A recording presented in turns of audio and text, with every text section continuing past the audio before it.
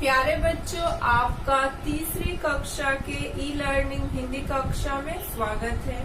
मैं आपकी हिंदी अध्यापिका हूँ और आज मैं रिमझिम 3 का पहला पाठ जिसका शीर्षक है कक्कू का पुनः अभ्यास कराऊंगी।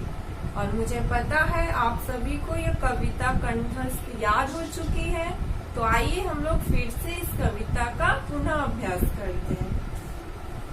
ठीक है। और कक्कू कविता के कवि है रमेश चंद्र शाह। ठीक है बच्चों, तो चलिए हम लोग इस कविता को फिर से वाचन करते हैं। ठीक है। नाम है उसका कक्कू। कक्कू माने कोयल होता, लेकिन यह तो दिन भर रोता।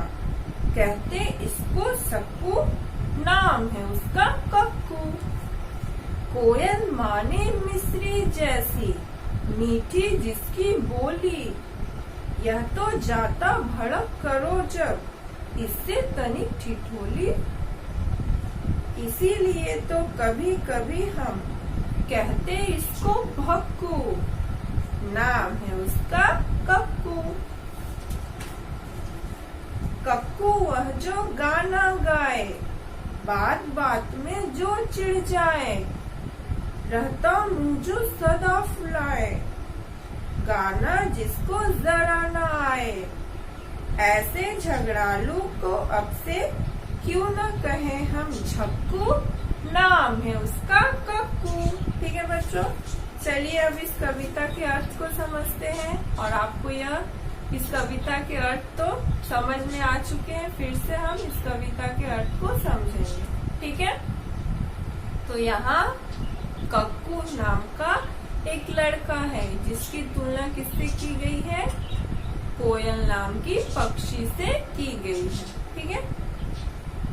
नाम है उसका कक्कू। कक्कू माने कोयल होता। जैसे कि आपको पता है कक्कू का एक दूसरा अर्थ है कोयल। ठीक है। लेकिन यह तो दिन भर रोता। लेकिन यह लड़का जो कक्कू है वो दिन भर रोता ही रहता है। कहते इसको सक्कू, और लोग इसे चिढ़ाते हुए क्या कहते हैं? सक्कू। नाम है उसका कक्कू और उस लड़के का नाम है कक्कू। कोयल माने मिस्री जैसी। जैसे कि मैंने मिस्री का अर्थ क्या बताया था? शक्कर का एक बड़ा रूप। ठीक है। मीठी जिसकी बोली। कोयल की बोली क्या होती है? मिस्री जैसी मीठी होती है। यह तो जाता भड़क करो जब, इससे तनिक ठिठोली। परंतु इस लड़के के साथ जब कोई हंसी मजाक करता है तो यह क्या होता है? भड़क जाता है। ठीक है। और गुस्सा दिखाने लगता है। इसीलिए तो कभी कभी हम कहते इसको भक्कू। भड़क जाने के कारण लोग इसे क्या कहते हैं? भक्कू। नाम है उसका कक्कू। कक्कू वह जो गाना गाए, बात बात में जो चिढ़ जाए। रहता मुंह जो सदा फुलाए, गाना जिसको जरा न आए। ठीक है। कक्कू वह जो गाना गाए। कक्कू क्या करती है? कोयल गाना गाती है, परंतु यह लड़का बात बात में चिढ़ जाता है और हमेशा मुंह को फुलाए हुए रहता है और इसे जरा भी गाना गाना नहीं आता। और ये कैसा है ये लड़का? यह झगड़ालू है। ठीक है। इसी कारण लोग इसे क्या कहते हैं? झक्कू कहते हैं। और उस लड़के का नाम क्या है? कक्कू। ठीक है बच्चों, तो यह थी आपकी कविता और उसके अर्थ। अब आइए प्रश्न उत्तर देखते हैं। क्या था आपका प्रश्न उत्तर? पहला प्रश्न था आपका, शब्दों के अर्थ लिखो। ठीक है। कुछ शब्द है, उसके अर्थ है। और ये कविता के शब्द है, कुछ कठिन शब्द है और उसके अर्थ है। माने का अर्थ क्या है? मतलब मायने। तनिक का अर्थ थोड़ा सा। चिढ़ना का अर्थ बुरा मानना। ठिठोली का अर्थ हंसी मजाक। ठीक है, झगड़ालू का अर्थ है झगड़ा करने वाला। उसके बाद दूसरा प्रश्न है, कविता की पंक्तियां पूरी करो। ठीक है, यहाँ पर कुछ कविताओं के शब्द दिए रहेंगे, उसकी मदद से आपको कविता की पंक्ति पूरी करनी है। ठीक है, जैसे कोयल शब्द है, उसके बाद वाली लाइन लिखनी है, कोयल माने मिश्री जैसी मीठी जिसकी बोली। ठीक है, उसके बाद है यह तो, यह शब्द के बाद वाली पंक्ति लिखेंगे, यह तो जाता भड़क करो जब इससे तनिक ठिठोली।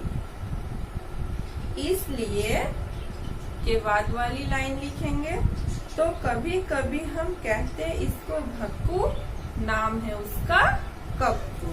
ठीक है बच्चों,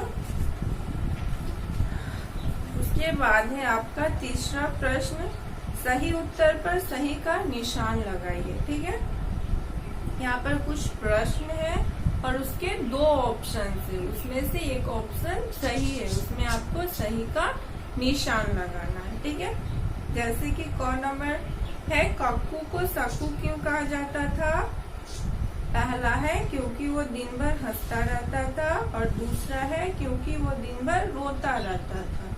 तो क्या होगा? वह दिन भर रोता रहता था। इसमें सही का निशान होगा, इस वाक्य में सही के निशान होगा। अब ख नंबर आइए, कक्कू को भक्कू क्यों कहा जाता था? क्योंकि वह जल्दी भड़क जाता था, क्योंकि वह जल्दी से घुल मिल जाता था। ठीक है, यहाँ दो ऑप्शन है, इसमें से पहला ऑप्शन सही है, क्योंकि वह जल्दी भड़क जाता था, और इसमें सही का निशान होगा। ठीक है, अब ग नंबर देखते हैं, कक्कू को झक्कू क्यों कहा जाता था? पहला ऑप्शन है क्योंकि वो सबके झगड़े सुलझाता था, और दूसरा ऑप्शन है क्योंकि वो सबसे झगड़ा करता रहता था। तो क्या होगा?